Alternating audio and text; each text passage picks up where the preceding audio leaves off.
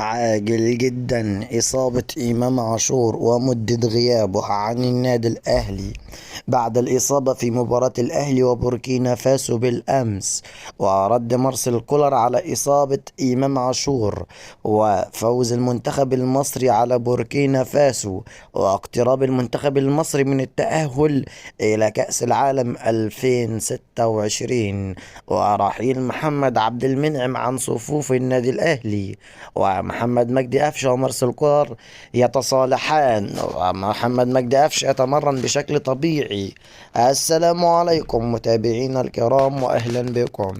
اتمنى في البداية تعمل لايك وتشترك في القناة وتفعل زر الجرس عشان يوصلك مننا كل جديد وحصري، وتصلي على النبي وتقول عليه الصلاة والسلام.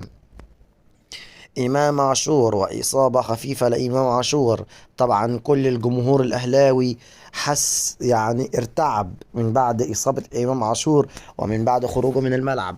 إمام عاشور سيغيب عن النادي الأهلي أو عن المباريات لمدة يمكن أسبوعين أو 3 أسابيع.